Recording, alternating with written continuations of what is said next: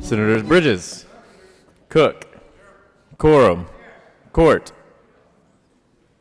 Crowder, Danielson,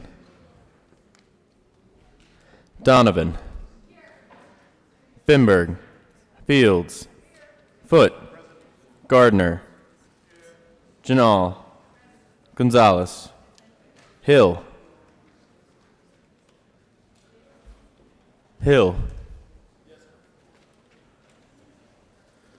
Heisey, Holbert, Lee, Lundeen, Marble, Moreno, Pedersen, Priola, Rankin, Rodriguez, Scott, Smallwood, Sonnenberg, Story, Tate, Todd, Williams, Winter, Woodward, Zinzinger. Mr. President. Here. With 35 present, 0 absent, and 0 excused, we have a quorum. Senator Williams, will you please lead us in the Pledge of Allegiance? Thank you, Mr. President. Members and guests, please join us in reciting the Pledge of Allegiance. I pledge allegiance to the flag of the United States of America and to the republic for which it stands, one nation, under God, indivisible, with liberty and justice for all. Senator Gonzalez, approval of the journal. Thank you, Mr. President. I move that the reading of the Journal of Wednesday, May 1st, 2019 be dispensed with and that the journal be approved as corrected by the Secretary. You have heard the motion. All those in favor say aye. All those opposed, no. The ayes have it, and the motion is adopted. The journal is adopted. Committee reports. May 1st, 2019, Committee on State Veterans and Military Affairs. After consideration of the merits, the committee recommends the following. House Bill 1313 be referred favorably to the Committee on Appropriations. May 1st, 2019, Committee on Finance. After consideration of the merits, the committee recommends the following. House Bill 1333 be amended as follows. As so amended, be referred to Committee on Appropriations with a favorable recommendation. May 1st, 2019, Committee on Finance. After consideration of the merits, the committee recommends the following. House Bill 1215 be referred favorably to Committee on Appropriations. Committee on Finance. After consideration of the merits, the committee recommends the following. House Bill 1329 be referred favorably to Committee on Appropriations. May 1st, 2019, Committee on Finance. After consideration of the merits, the committee recommends the following. House Bill 1212 be amended as follows. As so amended, be referred to Committee on Appropriations with a favorable recommendation. May 1st, 2019, Committee on Finance. After consideration of the merits, the committee recommends the following. House Bill 1312 be referred to Committee of the Whole with a favorable recommendation.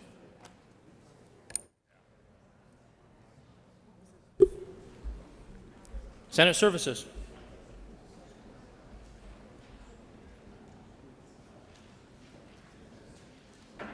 Gregory Prentice, Senate Joint Resolution 11, Clerk Room, Gross Senate Bill 250, correctly re-engrossed, Senate Bill 237, 249, 257, 260, 261, 262, and 260, correctly revised.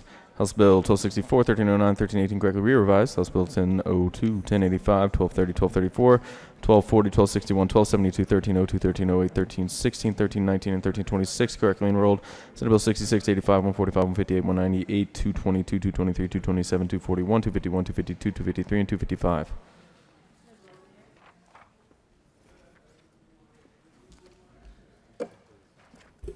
Message from the House. The House has voted to concur in the Senate amendments to House Bill 1261 and has repassed the bill so amended. In response to the request of the Senate, the Speaker has appointed Representatives Snyder, Chairman Roberts, and McKean as House conferees on the First Conference Committee on Senate Bill 217.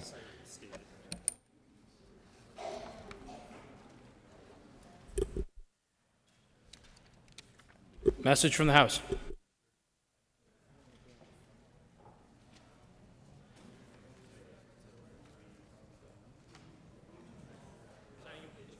Signing of bills. The President has signed Senate Bill 1. The President has signed Senate Bill 4 and 170. The President has signed House Bill 1004, 1031, 1118, 1194, 1196, 1219.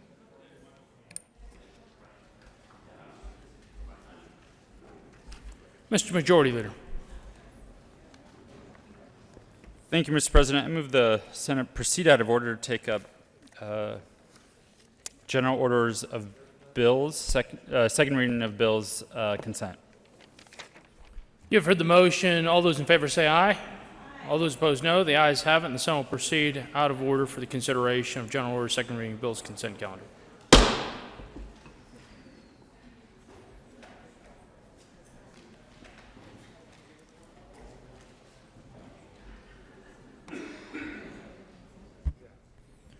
General Order Second Reading of Bills Consent Calendar. Senator Bridges.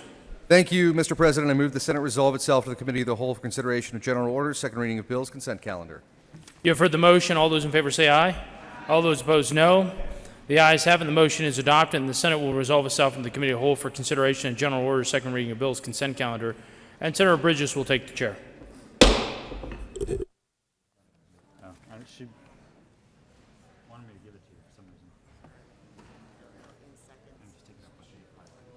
Take it up.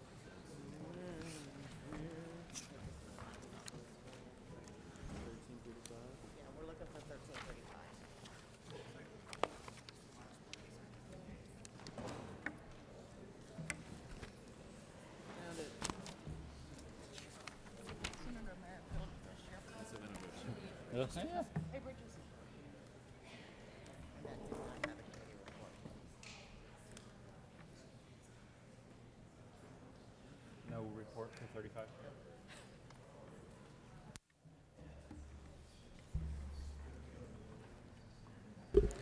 The committee will come to order. The code rule is not relaxed. This is second reading of bills, consent. We shouldn't be here long. Yes, Majority Leader. Thank you, Mr. Chair. Members, there was a bill that came out of committee moved to consent calendar. There was a mistake made in the committee report, so it did not appear on the consent calendar, but that bill is 1335. Spoke with the sponsors and the minority leader, and they concurred that it would be fine to move that on to consent calendar. So we will be adding House Bill 1335 to this list. Is there any discussion? The motion before the body is the adoption of all the bills on the General Order second reading of bills, consent calendar. No. Oh, you got to read it. Yeah, read it. No one ever listens. No one ever listens.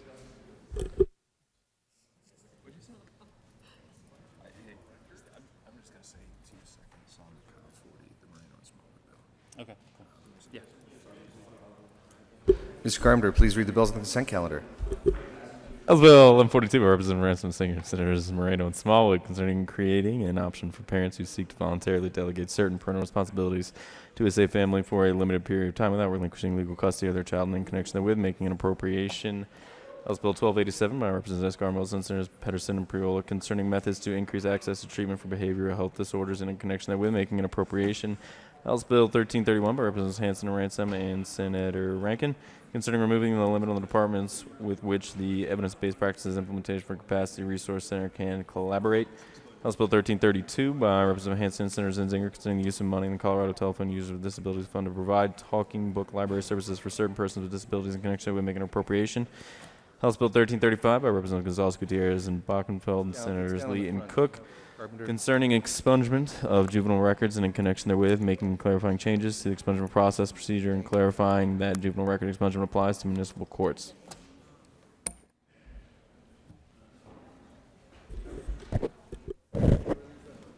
Majority Leader Fenberg. Thank you, Mr. Chair. I move for the adoption of all the bills on the consent calendar, including House Bill 1142, House Bill 1287, House Bill 1331, House Bill 1332, and House Bill 1335. Is there any discussion? Senator Hill.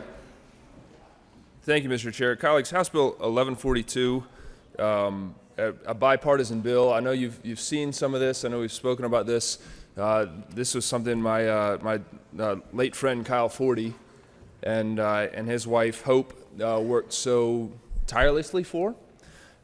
They have a focus on foster parenting and recognizing many of the broken aspects within our community and the need for us to help keep a community whole as much as possible. I sure appreciate the bipartisan sponsorship on this bill and certainly ask for your support. I know it's on consent, but wanted to honor, again, Kyle Forty, who passed away a couple of months ago in that helicopter crash.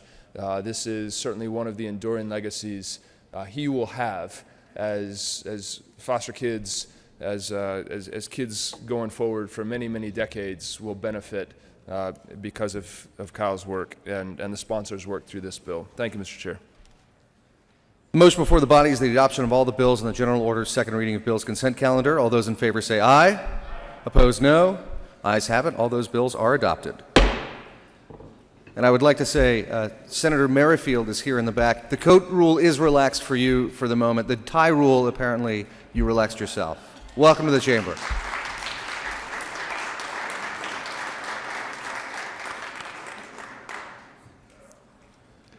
Majority Leader. Thank you, Mr. Chair. I move the committee rise and report. Motion before us is that the committee rise and report. All those in favor say aye. Opposed, no. Ayes have it. Committee will rise and report.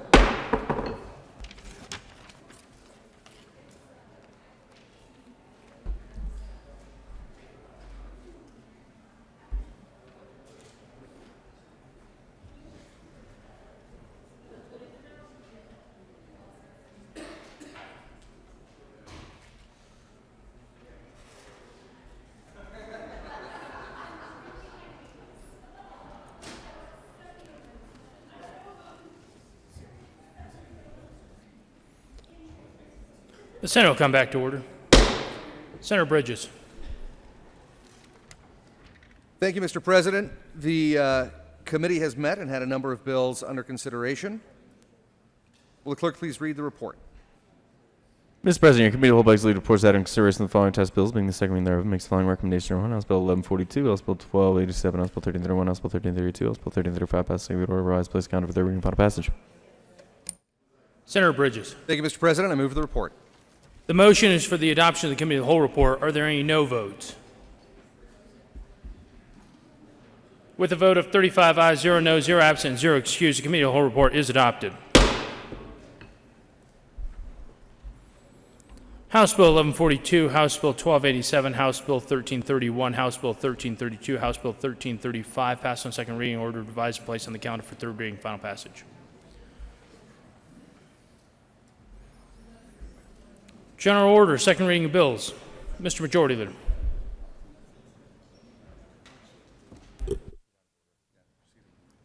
Mr. Majority Leader. Thank you, Mr. President. I move the Senate proceed out of order to take up general order, second reading of bills. You have heard the motion. All those in favor say aye. All those opposed, no. The ayes have it, and the Senate will proceed out of order for consideration in general order, second reading of bills. General order, second reading of bills. Senator Bridges. Thank you, Mr. President. I move the Senate resolve itself into committee of the whole for consideration of general orders, second reading of bills. You have heard the motion. All those in favor say aye. All those opposed, no. The ayes have it, and the motion is adopted, and the Senate will resolve itself into the committee of the whole for consideration of general order, second reading of bills, and Senator Bridges will take the chair.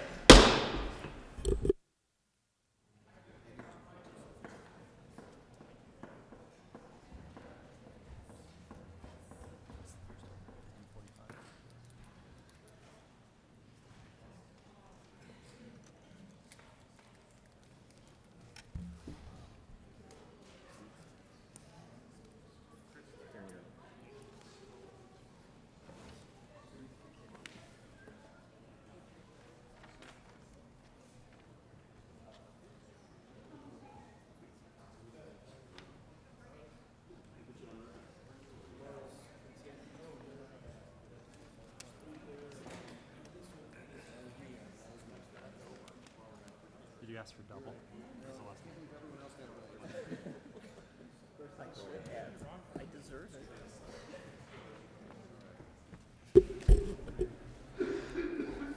The committee will come to order, and the coat rule is relaxed for all staff, senators, even everybody. Majority Leader Fenberg. Thank you, Not Mr. pressed. Chair. I move we proceed out of order to take up House Bill 1045. The motion before us is to proceed out of order and take up House Bill 1045. All those in favor say aye. Opposed, no. The ayes have it. We will proceed out of order. Senator Janal. Oh, will the clerk please read the title to House Bill 1045? House Bill 1045 by Representative Snyder and Superintendent Janal concerning funding for carrying out duties related to the Office of Public Guardianship and in connection therewith making an appropriation. And now, Senator Janal. Thank you, Mr. Chair. I move House Bill 1045 and the appropriations report. To the appropriations report. Thank you, Mr. Chair. The appropriations report made the proper appropriations created by the bill. I ask for an aye vote. How proper? Is there any further discussion? Seeing none, the question before us is the adoption of the Appropriations Committee report. All those in favor say aye. Opposed, no. Ayes have it. Appropriations Committee report is adopted. To the bill. Thank you, Mr. Chair. I move House Bill 1045. It funds a program to provide public guardians to Colorado citizens who lack the mental capacity to act on their own behalf and without relatives or friends or any other resource to assist them with basic decisions regarding health care, living arrangements, and all other needs to ensure their safety and well-being. This actually came out of recommendations in 2017. The legislature passed House Bill 1087 to establish a pilot program, and it just didn't get enough money in gifts, grants, and donations to be able to do it. And so we are asking for this, the General Assembly to continue the important work of the public guardianship program and ask for an aye vote. Is there any further discussion? Senator Gardner. Thank you, Mr. Chair. Members, House Bill 1045 is an excellent bill. I have been distressed that people have not understood this excellent bill because they think it's creating more employment for lawyers or something. I don't know. The fact of the matter is that in 2017, in House Bill 1087, we created a pilot program for public guardianship. The funding, though, was gifts, grants, and donations. Now, I think some have complained and said, well, this is just another instance of setting up a program and funding it with the gift, grants, and donations, and then coming back in a year or so and then funding it. Well, I think that does happen. I wish that we had been able to fund this in 2017. The problem is this. We have adults in need of a guardianship, perhaps occasionally children, but in particular adults, elderly that may not have someone who can serve as their guardian, and they are of such an advanced age, perhaps suffer from dementia or other problems that they cannot act for themselves, and they need a guardian, not to be confused with a conservator, a different thing. The bill has been confined, however, in a pilot program to the 2nd Judicial District, which is Denver. That part is disappointing to me. I had hoped that we could do a couple of judicial districts and not just Metro Denver. But our probate courts are really challenged to find people to act as guardians. You'll see that the fiscal note, there are a variety of fees that will fund this. You've got an increase of $15 on the probate docket first filing. I have to say, while that's a minimal amount, it will be visited upon those who are probating wills and so forth. Everything does have a cost. There's a docket fee, trust registration fees increased, depositing a will, even that will be an additional $3. If you ask for a jury trial, the jury fees will be increased by $41. The total fee impact will be that the probate docket fee will bring in about $380,000, $390,000. Trust registration fee, another $50,000. The trust docket fee, $11,000. And then you've got a foreign judgment fee where someone registers a foreign judgment. The public administrator fee, that's a whole different thing, and I won't explain the public administrator program, although it is referenced in the bill. The costs of the judicial department are going to be increased by $870,000 and nearly 5 FTE, and you'll see it goes to 6 in 2021 and future years. Members, incredibly important program, though.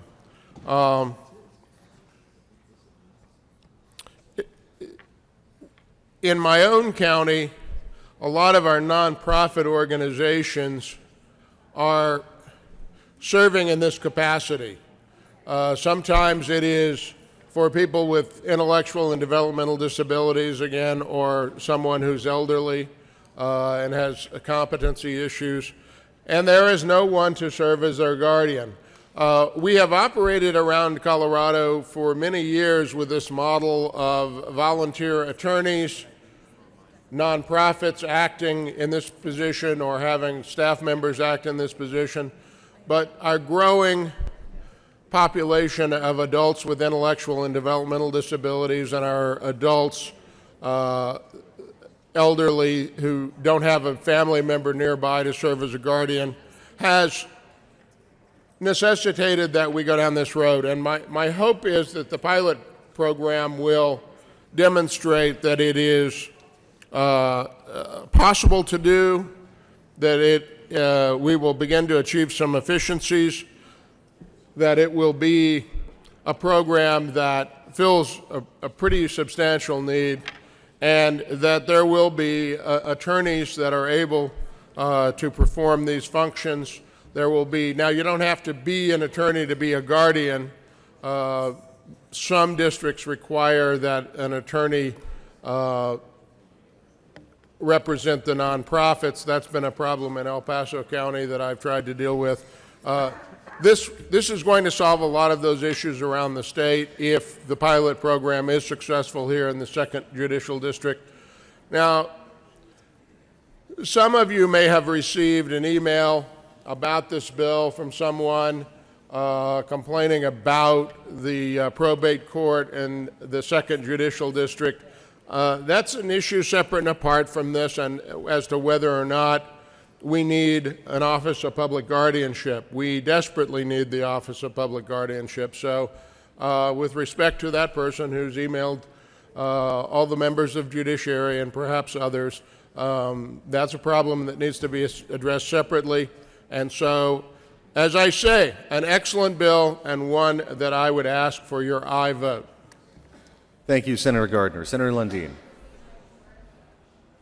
Thank you very much, Mr. Chair.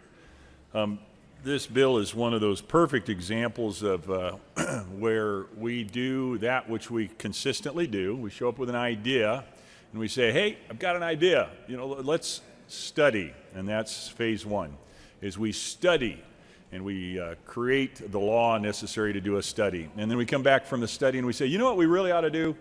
We probably ought to do a pilot to really see if we can build this thing out and scale it and make it happen. But don't panic. We will not ask for any taxpayer dollars to do this pilot. We're just going to do this on the backs of the people who care most about this. They'll support it. We'll do this thing called gift grants and donations. No taxpayer dollars promised. Then the next thing you know, we take the next step, which is the gifts, grants, and donations weren't quite there, but it's really such a great idea. Please, please, taxpayers. Well, we don't actually say please to the taxpayers. We say thou shall pay, because we're choosing to spend your money.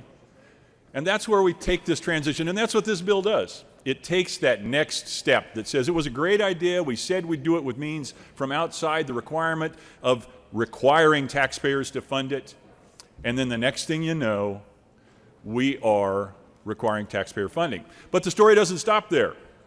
It's a pilot, it's limited. The next step is now we're going to scale it. We're going to make it bigger, and we're going to put a bigger requirement upon the taxpayers. And so it goes. We discover at the end of this process frequently, yeah, it's not quite working out the way we thought it would work out, but there is nothing so eternal, nothing so ongoing forever and ever, amen, as a government program. Even though it's not working out quite right, it goes on and on and on. But here's the best part. When it fumbles, when it struggles, the action that it takes is a need for more money. If we just had more taxpayer dollars, we could make it work out better. And so the progression goes on to the point where it's failing, and therefore we need more taxpayer dollars to get it out of its slump, to move it beyond failure. We just need to do more of the same with more taxpayer dollars, and that somehow will resolve our failure. So I've walked you down this list of progression. This particular bill is in that critical threshold step where it goes from the gifts, grants, and donations aren't quite cutting it, therefore we need taxpayer dollars. We haven't gotten to the point where we're going to scale and ask for more taxpayer dollars, but as certain as the sun follows the night, as morning follows darkness, that will be the next step. And it's for that reason, it is based upon that inescapable progression that this bill is walking down. It's obvious, it's taken the first 2 steps already, that I urge your opposition.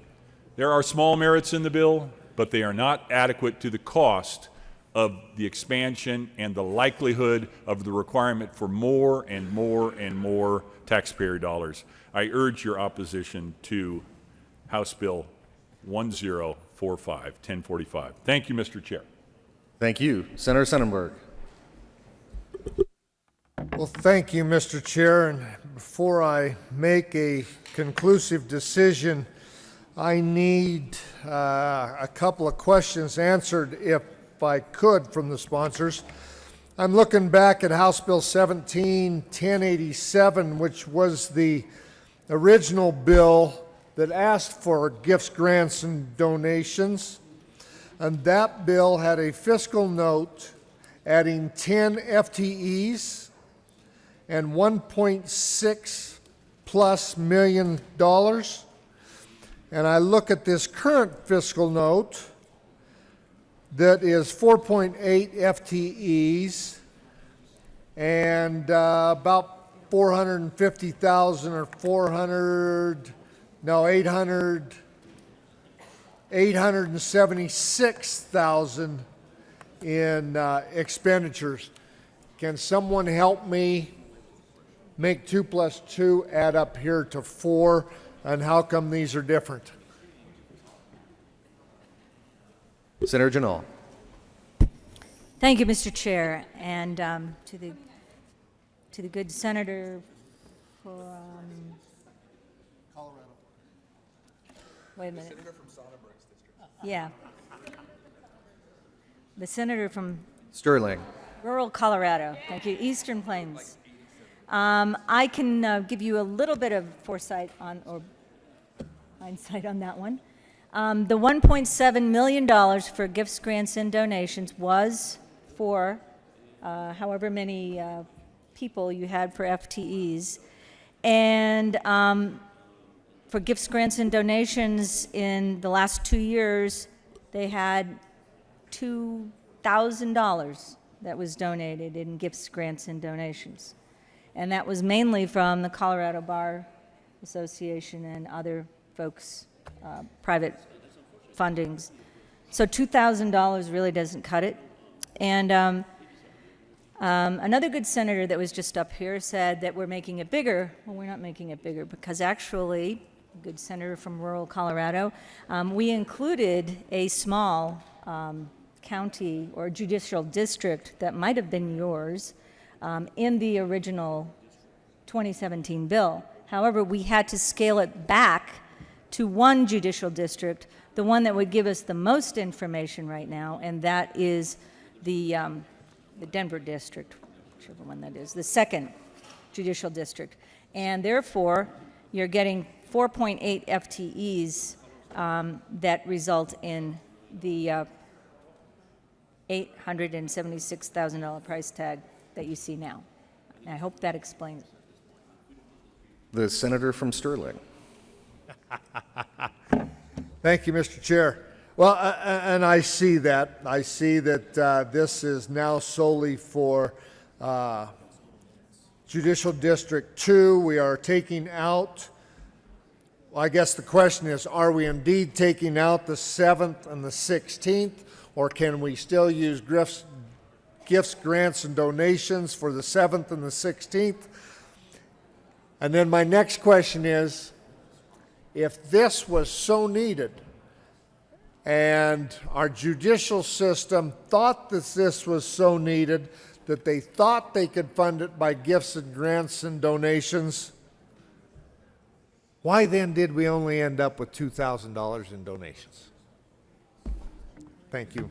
If I could have those questions on the 7th and 16th, that would be helpful as well. Senator Hill. Thanks, Mr. Chair. I know we've got a lot to do today. Excuse me, Senator. Briefly, for those who would like to speak, please remember my eyesight challenge. I would like for you to be in the well, to raise your hand. If you are not in the well, I will not see you. So just a reminder to everybody. Thank you. Senator Hill, continue. Thanks, Mr. Chair. I sure appreciate that. I know we've got a lot going on. Just a few seconds to register a complaint that comes up here often, and that's, this won't cost the taxpayers anything. Just let us do it. Let us do it. We'll do it on gifts, grants, and donations. And this bill, whether good or bad, it's an object lesson on how we do things down here, that a year or 2 or 3 years later, they come back and say, well, it didn't work. Here's a way we need to adjust the funding on it. And I think we should be more cautious about that going forward, Mr. Chair. And you know that's been a pet peeve of mine for some years. And so it's important that we honor that as part of this debate. Very familiar with the pet peeve, Senator. Thank you. Senator Crowder. Thank you, Mr. Chair. I deal with this a lot as a veteran service officer with the VA. What we're talking about is an incredibly important bill. You know, the elderly, many times, and I'm talking VA, we have a multitude of various entities that come on board to be the representative of that individual who can no longer take care of. One of the bigger problems we have with this is basically the family members themselves.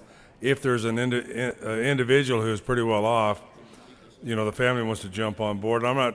I'm not criticizing any family, but too often that family member will represent that elderly in their own interest. This whole thing should be directed by the courts, and a representative for that individual should be qualified to do that. So I think I would ask people, don't underestimate this bill for the importance. Why it ever came about with gifts and grants and donations, I cannot say. It should have never happened that way. It should have been a direct funded deal. The thing I will say, that in the VA system, we'll have an individual that is a patient in one place. We could have a designation in another state. We have people out there. There are people out there that do this professionally and very, very efficient, and it's all overseen by the courts.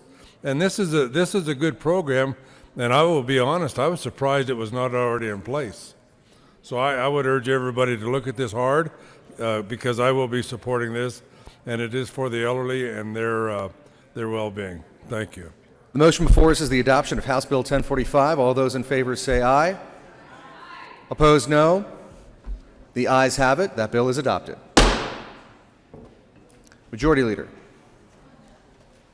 Thank you, Mr. Chair. I move we proceed out of order to take up House Bill 1223. The question before us is proceed out of order and take up House Bill 1223. All those in favor say aye. Aye. Opposed, no. Ayes have it. We shall proceed out of order. Will the clerk please read the title of House Bill 1223?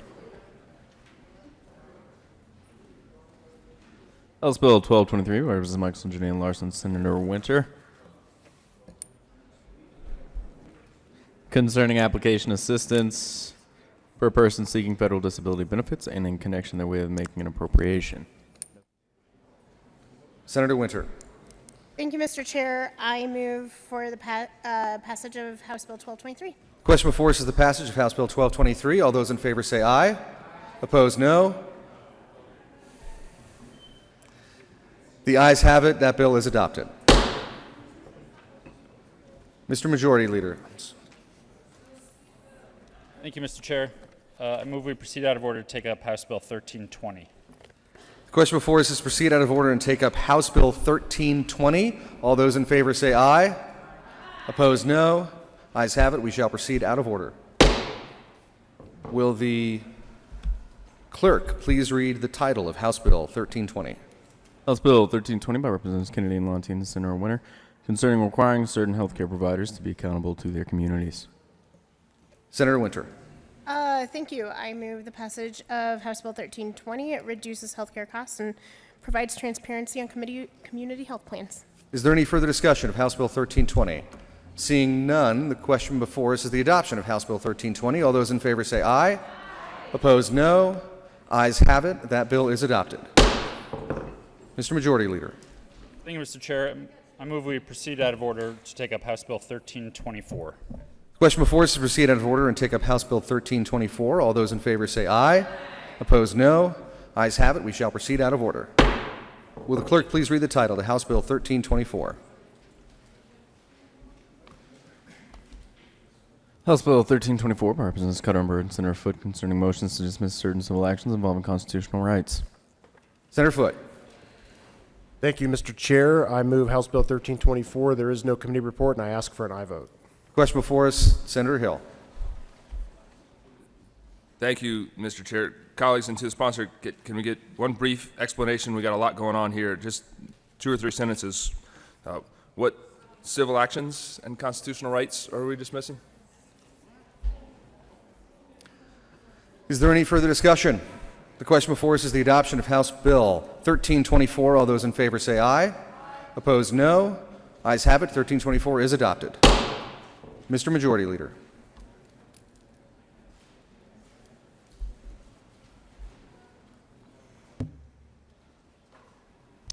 Thank you, Mr. Chair. I move we proceed out of order to take up House Bill 1322.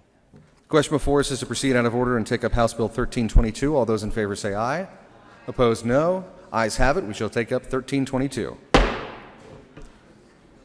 Will the clerk please read the title to House Bill 1322?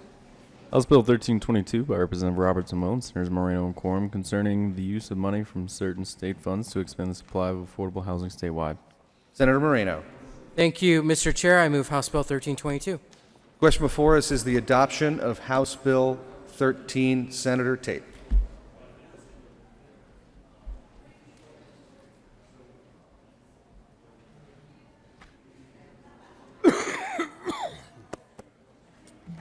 Thank you, Mr. Chair.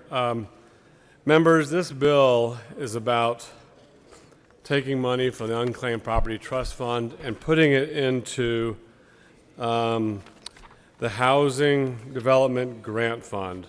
Now, maybe the Housing Development Grant Fund sounds familiar to you, as well as the Unclaimed Property Trust Fund for that matter.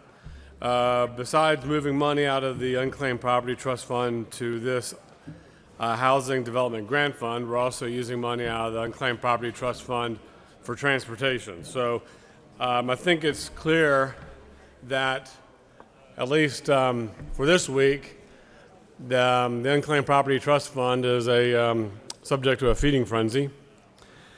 Now, members, many of you know I do support affordable housing initiatives. That was my pre-filed bill last year, and I did one this year. So I am concerned about affordable housing and have generally supported initiatives to help market availability of affordable housing. And so when this bill came out, it caught my eye because here we are putting money into a necessary fund. Great. Well, at the same time, we're taking money out of the Housing Development Grant Fund to fund the reinsurance program. So, members, while we're thinking that we're solving something here, really from a standpoint of fungibility, all we're doing with this bill now is putting money in this fund that's being taken out to fund something else. It'd been nicer if we had just taken money out of the Unclaimed Property Trust Fund and run it right over to funding the reinsurance plan to be a little bit cleaner that way. So I just, frankly, members, want to call your attention to the fact that the overall impact of this bill won't be maybe what we thought it was, because the money is now going to be going into a depleted fund based on using it to, as part of an overall cheese moving operation, to fund some other priorities. So I just want to call your attention to that, especially if you're an affordable housing advocate, that maybe there's some room to start looking overall what we're doing with affordable housing. And if for members in like Metro Denver, for example, who find this a huge priority, maybe there's some opportunity to have some second thoughts about how the Housing Development Grant Fund is being utilized. This is a situation where money's going in, but as I mentioned to you, and I can't remember the bill number, we're also taking money out of the fund as well, which I don't really, frankly, support. So thank you, members, for calling your attention to this housing fund and the needs of affordable housing in the metro area. I wish we weren't taking money away from affordable housing in this body this session. Thank you. Senator Lundin. Thank you very much, Mr. Chair.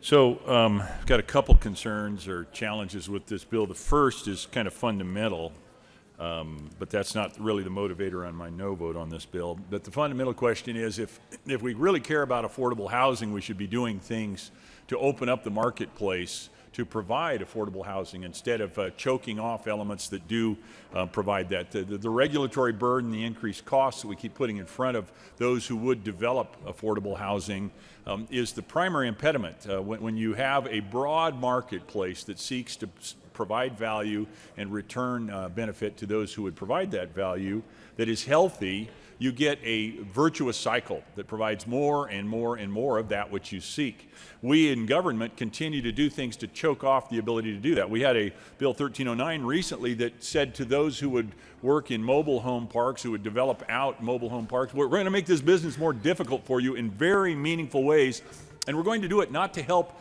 broadly a large number of people who are being challenged or hurt or harmed and are therefore deserving of the intrusion of government into this situation. We're going to do it because there are a very, you could say, if you look at it from a statistical analysis basis, a statistically insignificant. Not that those people are insignificant, those people are precious and should be cared for, and we should find ways to help them.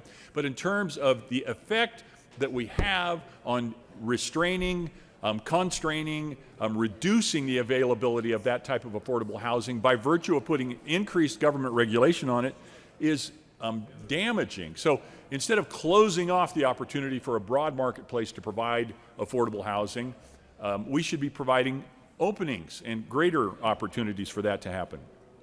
In many ways, that's a separate issue. This particular bill simply says that somebody in a rural environment that has 120% of the median income, so this is somebody who's kind of in the center of their community in terms of income, maybe even a little bit above the center, we're going to provide some assistance to. And that's where we transition to the piece of the bill that I think is most broken. It says we're going to stick our hand in the cookie jar. This year's cookie jar is the Unclaimed Property Trust Fund. And we're going to stick our hand in that cookie jar for $30 million this year, and $30 million next year, and $30 million the year after. And that is, in my mind, inappropriate. And why is it inappropriate? Here's why it's inappropriate to me. One simple word in the definition of the cookie jar: Unclaimed Property Trust Fund. That's money that should be held in trust for the people that deserve that money to be restored to them. And this is one of several efforts that are underway today to extract money from that trust. We did it for transportation. We are doing it for, what's the big one? In hearings until 2 a.m. this morning, and my brain is not moving as quickly as it needs to move. Help. The vendor fee? I'll move on. We've got our hand in the cookie jar multiple times, and it's inappropriate.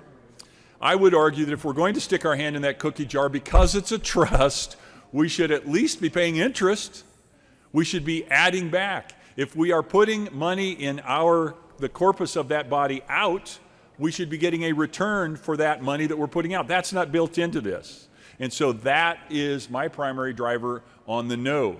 You heard my philosophical argument for how we should actually be approaching affordable housing, and now you hear my policy argument for a misappropriation of monies that are held by the government on behalf of the people in trust and abuse now of that trust. And it's $30 million this year, $30 million next year, and $30 million the year after. So in support of people who need affordable housing, yes, yes, yes. But let's do it with broader, sustainable markets that are allowed to flourish and provide more and more housing in a virtuous cycle by virtue of the policies we pass, as opposed to those which have passed through here recently, which constrain and restrain people from moving into the affordable housing marketplace. Thank you, Mr. Chairman. I appreciate your attention to the matter.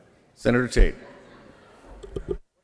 Thank you, Mr. Chair. You know, I think one thing we heard in committee, that there was no opposition.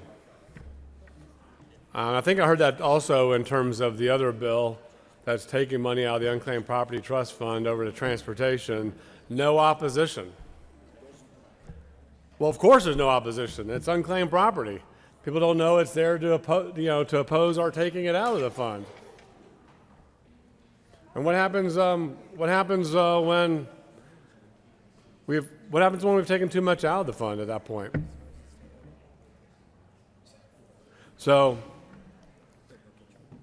obviously, in terms of the disposition of the Unclaimed Property Trust Fund and some non-current liabilities we're creating, on paper at least, can't really speak to that right now. The treasurer hasn't really provided updated information to us in terms of what the impact of all our spending measures are going to be. But I'm concerned that we just think that's an extra pot of money to put out fires with. Specifically, we've created a fire by raiding the Housing Development Grant Fund to accomplish something else. My question is, if it's okay to raid the Housing Development Grant Fund, that means, at least to me, to many members here, that affordable housing is not a priority. And if it's not a priority, why are we supporting this bill? It's a priority to me. That's why I want to keep all the money in the Affordable Housing Grant Fund. But folks in Metro Denver who are maybe enabling the loss of money out of the Housing Development Grant Fund and also okaying a reinsurance plan that subsidizes certain parts of the state at the expense of Metro Denver affordable housing, probably need to think through this a little bit more. My recommendation. Thank you, members. Senator Rankin. Thank you, Mr. Chairman. Well, I'm not necessarily opposed to supporting affordable housing. I mean, many of my communities really are suffering, particularly resort communities, to find affordable housing. However, I mean, my view of affordable housing for going back several years has been, what's the big picture? And the state, our state contribution to affordable housing will never be a major proportion of the total picture. If you take all the federal money and some of the wonderful local programs that our communities are doing. So I've always thought that if our contribution to affordable housing should contribute directly to what you would call, what is transitional housing from either substance abuse or prison. So I basically oppose the bill just on the basis that in terms of budget priorities, there are things that we can do that have more leverage than to put more money into that big pot of affordable housing. But my real point of coming up here today is talk about the Unclaimed Property Fund. For years, we've talked about that pot of money. And it's been said in lots of JBC conversations that that's not our money. Other people have said it. But even if it is spendable, and the issue on Unclaimed Property Fund is where's the risk level? If you take enough out of it, then there is some probability that claimants will come back and ask for it. But are we reducing the unclaimed property fund down to the risk level? Well, probably not. Probably not. This is not more than maybe 20%, but it's popular this year to go after that money. It's sort of it's there, why don't we go spend it? That's in my mind, very bad policy to take a penny out of it. We already were doing it for adult dental program, but it's bad policy to reduce that fund just because we would like to spend more money somewhere else.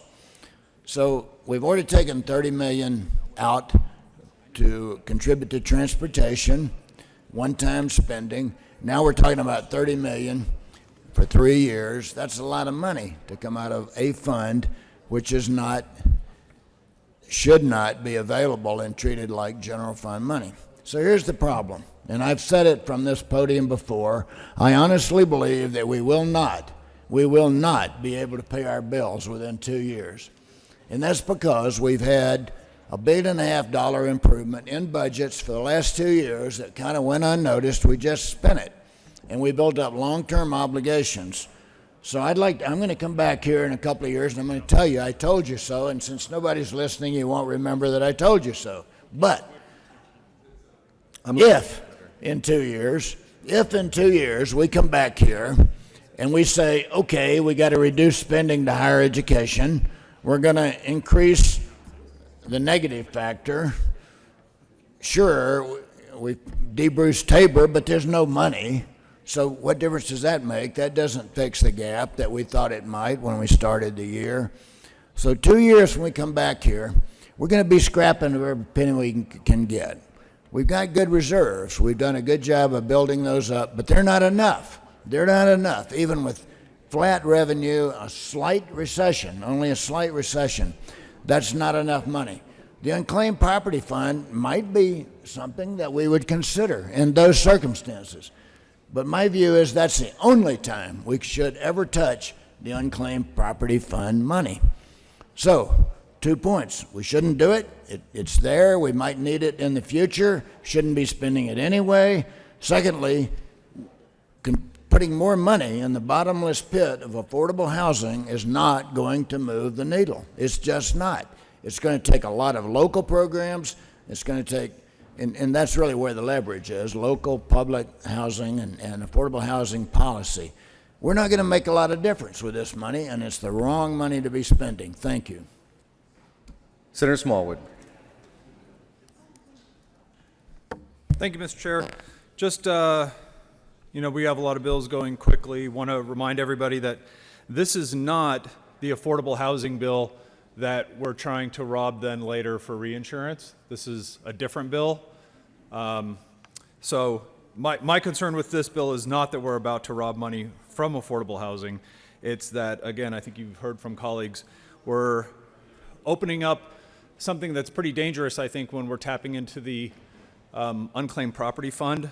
If at some point the citizens of Colorado actually decide that they do want their property back and we've spent that money, I mean, we've all lived through a pretty significant recession and wasn't that long ago. I would hate for us to be in a situation where we have to tell the citizens that we tapped into money that was theirs and therefore we don't have any money left to give them their property back, especially as advertisements continue to get out there. The word gets out a little bit better and louder and clearer each year, I believe, that there is a process for getting your property back. There's an easy way to search to find out if you have unclaimed property that's available to you for return. So I would urge a no vote on House Bill 1322. Thank you, Mr. Chair. Should that happen, the good senator from Carbondale will remind us that he told us so. Senator Tate. Thank you, Mr. Chair, and I want to thank my colleague from Parker for clarifying. Yes, certainly this is not the bill that's moving money out of the Housing Development Grant Fund over to reinsurance, but it's the fund that we're talking about. And would there be pressure to fill this fund up with 30, 60, however many millions of dollars over however many years if we weren't taking the money out of the fund somewhere else? Would we be taking our concerns over the unclaimed property trust fund more seriously if we weren't having now a depletion phenomenon in the Housing Development Grant Fund. So yeah, sure, it's not the bill that's moving the money out. It is the bill that's moving money into the fund that's being depleted to do something else. So members, my recommendation is not to look at this bill in a vacuum. You have to look at it in the context overall of, is affordable housing a priority? And does it make sense to move money out of the Housing Development Grant Fund to fund reinsurance? My sense is we wouldn't be trying to fund reinsurance out of the Housing Development Grant Fund if there weren't a desperate ploy going on. To me, affordable housing is pretty darn critical. And maybe, is this the last resort? And if it is the last resort, then we maybe need to have a more jaundiced perspective on the reinsurance effort versus maybe being callous towards affordable housing concerns. And I disagree with part of my colleagues said about what we can do here in terms of affordable housing. Sure, the main mechanism to provide affordable housing is supply of affordable housing, and that does go to municipal ordinances, permitting codes, things like that, that allows the development of affordable housing. Municipalities are extremely complicit in choking off supply to the market. So that is mission critical. But when it comes to a fund like this or the LIHTC fund where we incentivize capital investment behavior to create affordable rental housing, however you want to look at it, we're doing different things. And just because a market approach of more affordable housing supply is probably the best solution doesn't mean we shouldn't be doing something here with grants and LIHTC also. But how can we take affordable housing seriously and that problem seriously if now we're having to rein the Unclaimed Property Trust Fund to move it into the Housing Development Grant Fund because we're moving the money out of the Housing Development Grant Fund over to the reinsurance program? Not good, folks. What can I say? Thank you, members. Senator Woodward. Thank you, Mr. Chair. I had a chance to hear about House Bill 1322 in Finance Committee, and I want to echo the concerns of some of the folks who had a chance to come up here before. The biggest concern that I have is about the rating of the Unclaimed Property Trust Fund, and I think that the JBC analyst did take a look at what the fund balance was and gave an opinion that we are certainly not going to go negative as far as there's still going to be cash and funds left downstairs on the first floor. But the question really is what are the liabilities? How much money do we owe the people of Colorado that we keep taking away? So at the end of this year, according to the Treasurer's website, we have about $400 million currently in that fund. I reached out to the Treasurer and I had asked a question. I have not heard back from the bill sponsors as far as what the obligations we have to the people of Colorado. I'm guessing at the rate that we're taking it away, I'm guessing that we owe something north of $1 billion and we only have $400 million left. What this bill and a few others do is continue to raid that fund and spend down the principal. And my worry is one day those people will show up and look for their assets and we won't have them because we will have spent on all these other pet projects. So I think we need to keep in mind not just is there enough cash that we're not going to go bankrupt today, but do we have enough cash to meet our obligations? That unclaimed property tax fund, unclaimed property fund is growing by about $70 million a year. I think perhaps that money would be better spent trying to get those funds back in the hands of the people who own the property. So instead of spending money on each of our pet projects and rating it for all of these schemes, I think we'd be better off spending more and more of that money trying to get people back in touch with the money that they own. So I think this is bad precedent, and I shouldn't say precedent because this is not the first time we've done it. It seems to be accelerating that year after year we're finding ways to take more and more money out of this unclaimed property fund. Eventually that piggy bank's going to be gone, and folks are going to show up and look for their money, and we're not going to have it because we've violated their trust by spending that money elsewhere. Senator Quorum. Thank you, Mr. Chairman. It almost seems like in the waning days of the session we're playing a farm game here, because all of us want to cry when our ox gets gored, yet we're all looking for feed for our pig. You know, I understand what some of the opposition has said, but I would like to remind the Senate that in 17 alone was 89 million, almost 90 million dollars, 7,753,000 in revenue came into that. Payments were $21,509, $68 million left over from that year alone. And I am one of those people whose name is on that list. And frankly, I've determined that it's not worth my time and effort to get it back. And moving money around is what we do here. My question is, where was the outcry from this body when we robbed $400 million from severance tax? Thank you. But I think this is, acceptable. Is it what we would love to do? But sometimes you have to go along to get along to fight another day. I ask for an aye vote. Question before us is the adoption of House Bill 1322. All those in favor say aye. Opposed, no. Ayes have it. That bill is adopted. Mr. Majority Leader. Thank you, Mr. Chair. I move we proceed out of order to take up House Bill 1110. Question before us is to proceed out of order and take up House Bill 1110. All those in favor say aye. Opposed, no. Ayes have it. We'll proceed out of order. Will the clerk please read the title of House Bill 1110?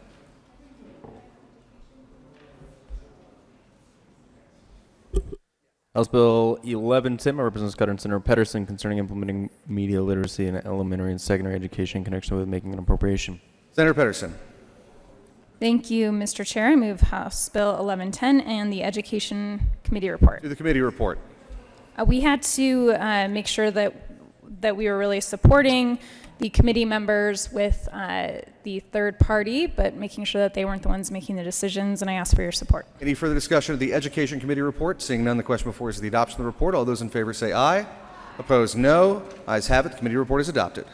To the bill, Senator Pedersen. Thank you, Mr. Chair. This is about giving the kids the tools that they need to think critically about all the information that's coming their way every day, and I ask for your support. Question before us is the adoption of Senator Hill. Thank you, Mr. Chair. Colleagues, this is a challenging bill. We live in a world where we can sit at our desk right now, and we have no real objective way of processing all of the information coming to you right now, including the things I'm saying and the bill sponsor saying. We live in a world inundated with information. You have cards coming in from the lobby, you have texts coming in and emails and people down here talking and amendments. And that's one of the challenges we face.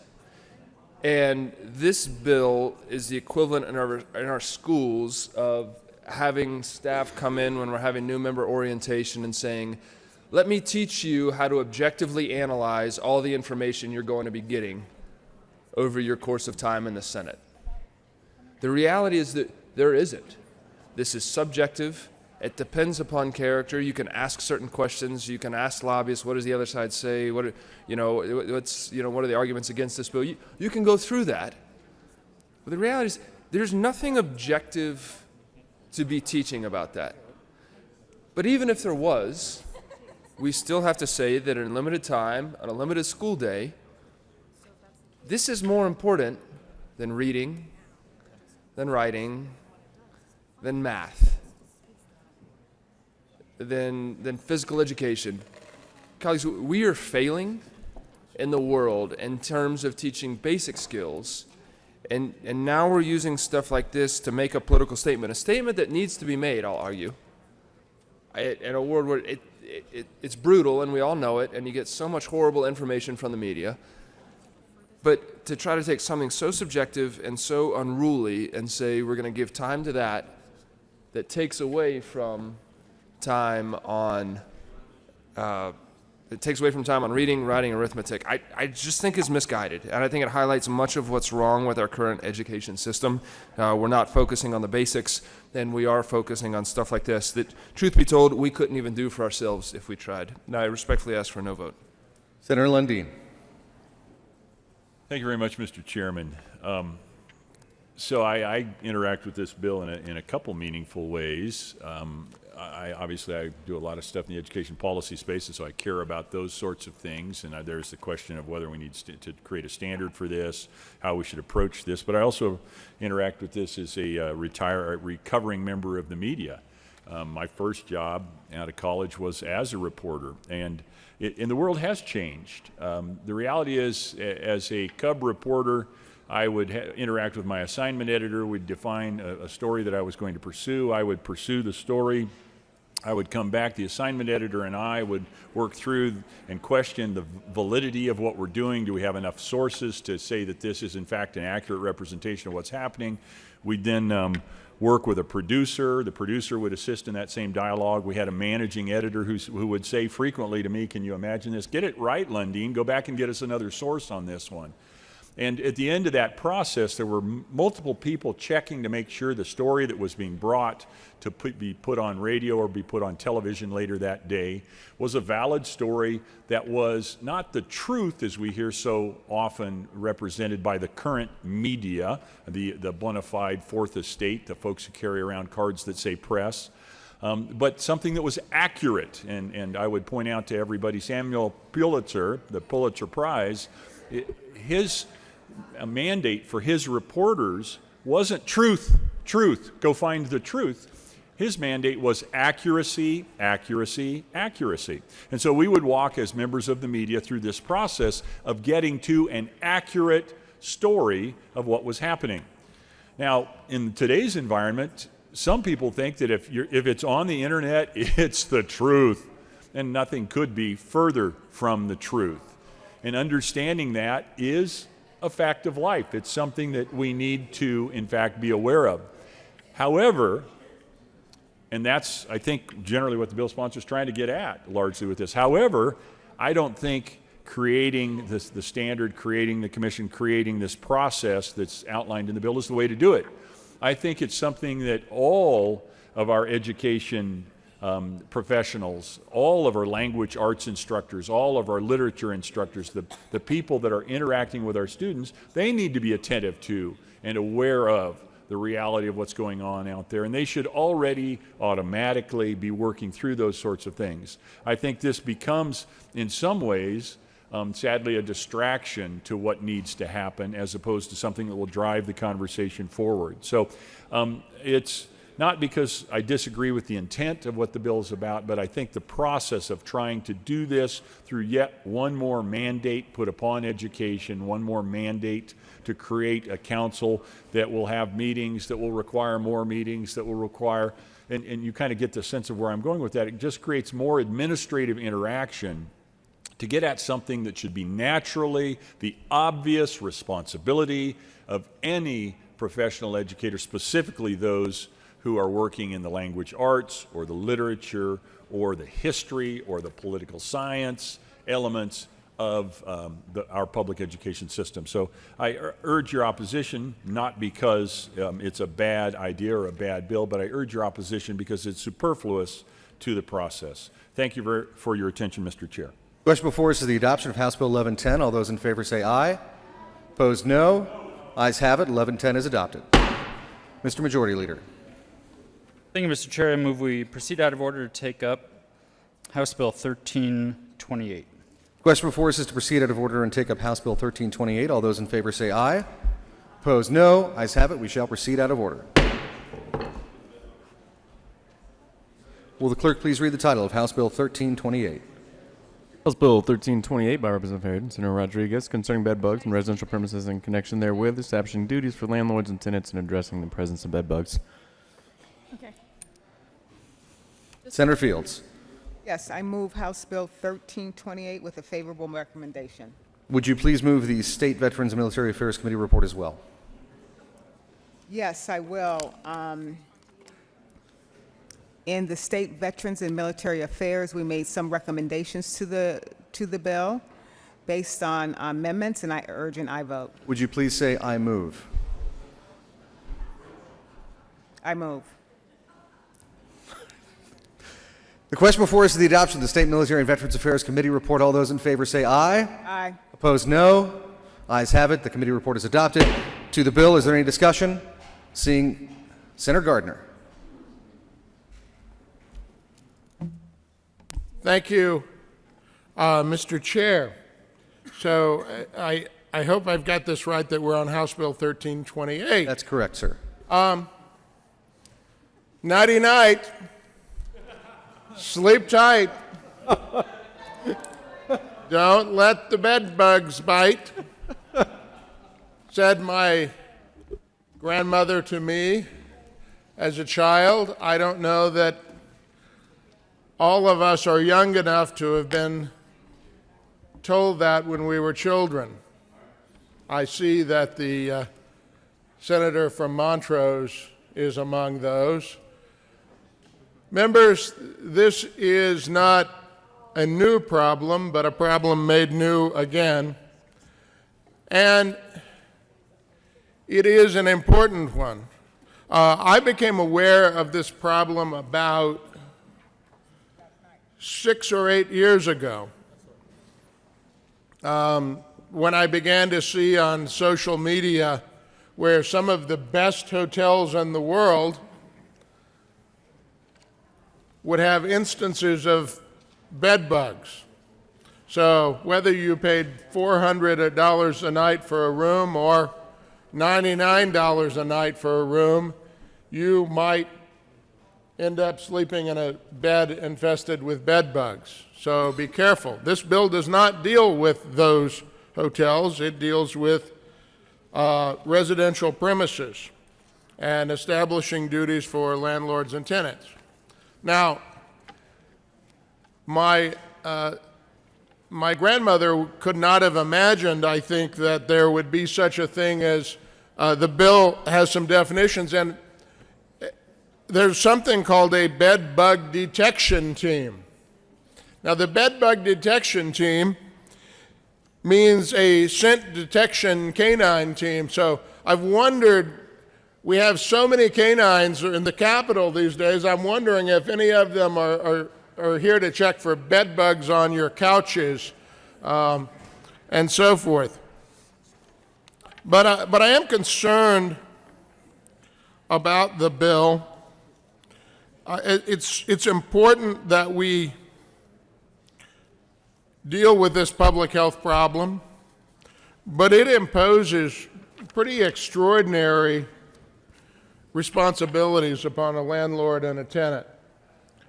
And those responsibilities include notices, imposing costs, inspections of contiguous units. A contiguous dwelling unit means a dwelling unit that is contiguous. I guess that's why they call it a contiguous dwelling unit. With another dwelling unit, both of which units are owned, managed, leased, or subleased by the same landlord. So if you're in a duplex and one person owns one with bed bugs and another duplex unit of the duplex is owned by somebody else, you're not in a contiguous dwelling unit, and this wouldn't apply to you, which gives me cause for concern. But one of the things that gives me cause for concern is this. If a qualified inspector finds bed bugs in a dwelling unit or in any contiguous dwelling unit, the qualified inspector may have such additional access to the tenant's personal belongings as the qualified inspector determines is necessary and reasonable. The concern I have about that is if the health department sends an inspection team in, and just imagine this. I think I'm looking for the former sheriff from Weld County. I wonder if his folks would be clever enough to, if they had a unit that had bed bugs and also had a criminal, suspected criminal in it, or even in a contiguous dwelling unit, whether they might send the bed bug inspection team in and say, by the way, if you run on to any drugs or other contraband or stacks and stacks of money that you're searching for bed bugs for, let us know so that we can get a warrant, so that bed bug inspection might become a pretty good ruse for searching your papers. I mean, imagine if I suspected that you had bribed someone to get your child into an Ivy League college, and you lived in a contiguous unit. You know, you lived in the contiguous penthouse to someone else, and they wanted to get access to your papers. Because bed bugs, once you got them, I understand they're pernicious, and they're everywhere. They're in the drawers. They're everywhere. Drawers as in, well, in your drawers, in your drawers. So I've been a little concerned that there's been so little discussion that I'm aware of on this bill. I think everybody's like, well, nobody's for the bed bug lobby. There's a lobby for everything here. Apparently, though, I've finally found the one for which there's no lobby for bed bugs.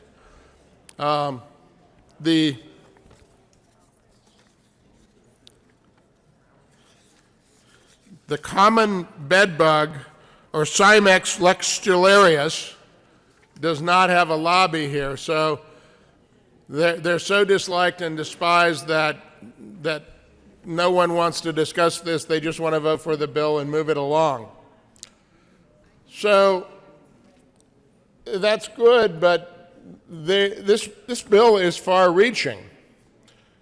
Now, it is a serious public health problem, and it is quite possible that we need to do everything in this bill.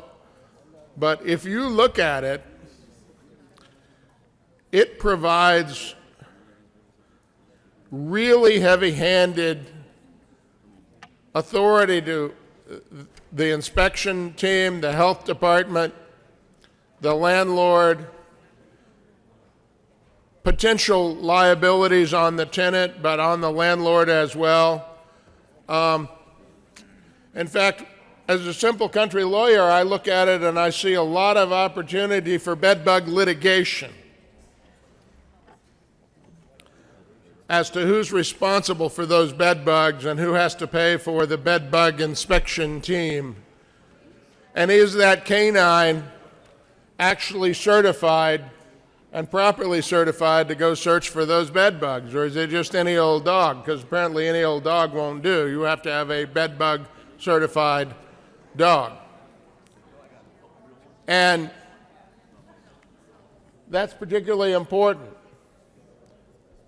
One of the things that does puzzle me, however, maybe one of the sponsors could explain this to me.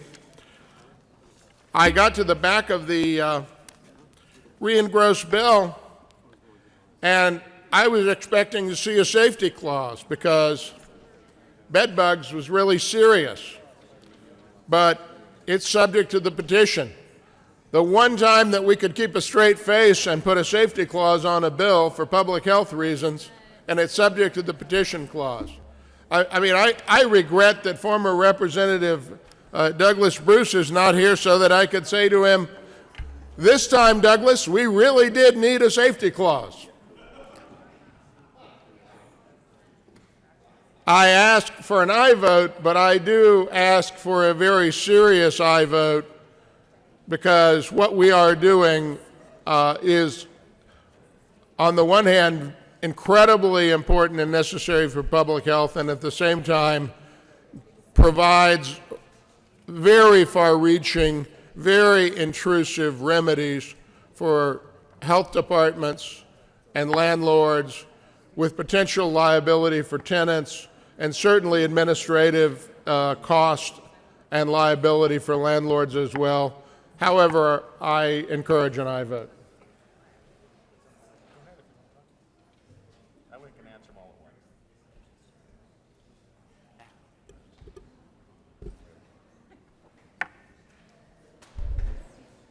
So Senator Woodward, I believe, had signaled his intent to speak first. Senator Smallwood, then. Thank you, Mr. Chair, and I'll be extremely brief. I just wanted to give credit where it's due on this bill. I was sort of dreading having to vote against a bedbug bill, but in committee, a lot of the issues related to landlords looks like they were handled, so I wanted to just thank the bill sponsor, wanted to thank the Committee on State Veterans and Military Affairs for the changes that they made in the bill to make it something that I will be an aye vote on. Thank you, Mr. Chair. The question before us is the adoption.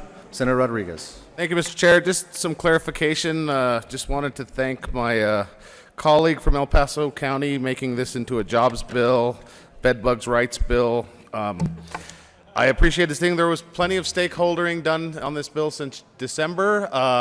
It's a balanced approach. Just I don't know if somebody's worried about their a neighbor apartment getting bedbugs, but I think this bill helps get it addressed as soon as possible so that doesn't arise. Good bill, vote yes. Don't let the bedbugs bite. Question before us is the adoption of House Bill 1328. All those in favor say aye. Aye. Opposed, no. Ayes have it. That bill is adopted.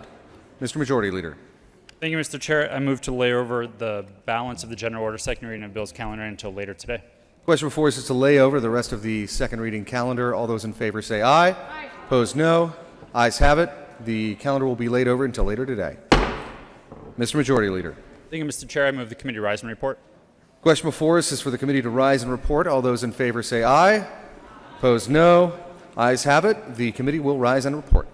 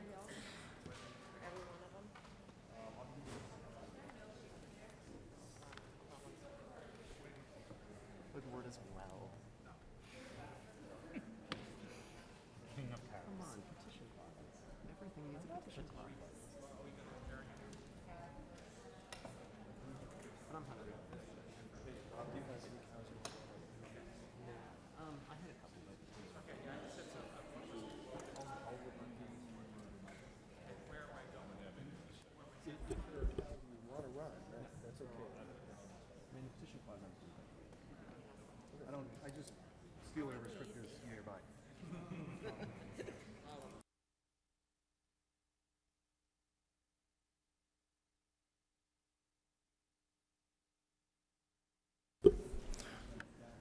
Senator will come back to order. Senator Bridges. Thank you, Mr. President. The committee has had a number of bills under consideration. Will the clerk please read the report? Mr. President, your committee will budget reports that serious and following task bills being the second reading thereof makes the following recommendations to run. House Bill 1045 is amended. House Bill 1223, House Bill 1320, House Bill 1324, House Bill 1322, House Bill 1110 is amended. House Bill 1328 is amended and passed on second read order revised and placed on calendar for third reading and final passage. Senate Bill 225, Senate Bill 243, House Bill 1032, Senate Bill 67, House Bill 1188, House Bill 1184, House Bill 1298, House Bill 1176, House Bill 1167, House Bill 1327, House Bill 1330, House Bill 1263, House Bill 1017, House Bill 1073, House Bill 1159, House Bill 1236, House Bill 1275, House Bill 1297, House Bill 1310, House Bill 1124, laid over until 5/2/19 and retaining their place on the calendar.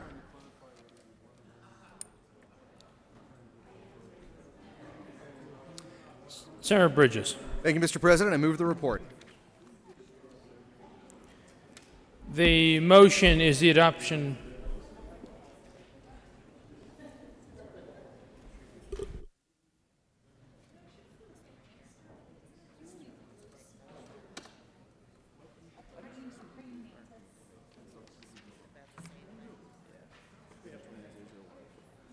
The motion is for the adoption of the committee of the whole report. There is an amendment at the desk. Mr. Carpenter, please read Amendment 001. Committee of the whole amendment 001, House Bill 1328. Senator Gardner moved to amend the report of the committee of the whole. So the following amendment to House Bill 1328 did pass. Amendment the State Veterans and Military Affairs Committee report dated April 29, 2019. Senator Gardner. Thank you, Mr. President. I move Committee of the Whole Amendment 001 to House Bill 1328. To the amendment. Thank you. Members, this is a very serious amendment. Please listen closely. This is on the bed bug control bill, and the reality is that once, and the first time I think in a long time, it seems really appropriate for a safety clause because it is, this bill and bed bug control is necessary for the immediate preservation of public health. And yet, it's subject to petition, and that strikes me as really, quite honestly and with respect, a little bizarre. So this Committee of the Whole amendment puts a safety clause on the bill so that we can get to work on the bed bug problem immediately. I ask for an aye vote on Committee of the Whole Amendment 001 to place a safety clause on this bill. Is there further discussion regarding Amendment 001? Senator Lundin. Thank you very much, Mr. President. I had a clarifying question I would like to ask the amendment sponsor. You spoke of the necessity for immediate public safety. You spoke about possible inspections. I was curious if the Sheriff's Department did actually go in, Sheriff's Office, excuse me, go in on an inspection. Would they send their SWAT team? And I do. Senator Lundin will be fined $1 for a horrible pun. Bad puns, huh? I rise in opposition to the safety clause. I think we've lived scratching and itching long enough. We'll manage to live a little while longer scratching and itching. Is there further discussion regarding Amendment 001? Senator Rodriguez. Bad amendment, vote no. Seeing no further discussion on Amendment 001 to 1328, are there any no votes? Senators Lundin, Scott, Sonnenberg, Pedersen, Court, Heisey, Marble, Hill, Cook, Foote, Rankin, Donovan, Winter, Story, Zenzinger, Smallwood, Lee, Gonzalez, Janal, Moreno, Todd, Rodriguez. The Majority Leader, please add the President. With 11 aye votes, 24 no votes, 0 absent, 0 excused, that amendment is lost. The motion is the adoption of the Committee of the Whole report. Are there any no votes? With a vote of 35 ayes, 0 no, 0 absent, 0 excused, the Committee of the Whole report is adopted. House Bill 1045 is amended. House Bill 1223, House Bill 1320, House Bill 1324, House Bill 1322, House Bill 1110 as amended. House Bill 1328 is amended, passed on second reading, word revised and placed on the calendar for third reading and final passage. Senate Bill 225, Senate Bill 243, House Bill 1032, Senate Bill 67, House Bill 1188, House Bill 1184, House Bill 1298, House Bill 1176, House Bill 1167, House Bill 1327, House Bill 1330, House Bill 1263, House Bill 1017, House Bill 1073, House Bill 1159, House Bill 1236, House Bill 1275, House Bill 1297, House Bill 1310, House Bill 1124, laid over until 5/2/2019, retaining their place on the calendar.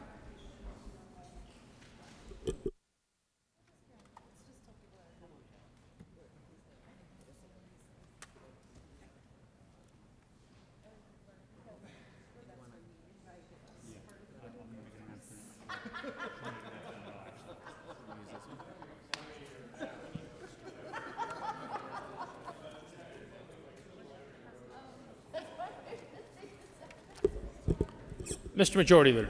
Thank you, Mr. President. Members, we are going to break for Appropriations Committee. I will let the Chair of Appropriations give us an update on sort of what's on the calendar and what to expect, and then we will be coming back to the floor after Appropriations Committee is complete. I believe she is going to hold the committee here down at the well, given the time on the calendar and the rules that allow for that. So I'll hand it over to the Chair of Appropriations and then recess the Senate until that committee is finished.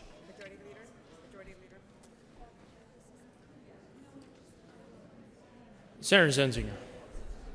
Thank you, Mr. Chair. Senate Appropriations. We will be meeting here upon adjournment at the well.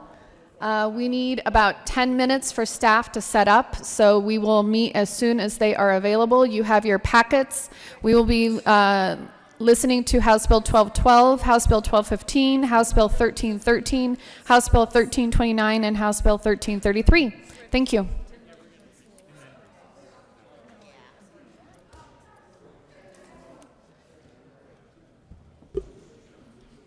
Mr. Majority Leader. Thank you, Mr. President. Members, we do have to suspend a rule to allow for the meeting to occur in the well. So I move that we suspend Senate Rule 21C to allow a committee of reference to occupy the Senate chamber. The motion is to suspend Senate Rule 21C to allow the committee of reference to occupy the Senate chamber. All those in favor say aye. Aye. All those opposed, no. The ayes have it, and the motion is adopted. Mr. Majority Leader. Thank you, Mr. President. I move the Senate stand in recess until 11:45 a.m. You have heard the motion. All those in favor say aye. All those opposed, no. The ayes have it, and the Senate will stand in recess until 11:45.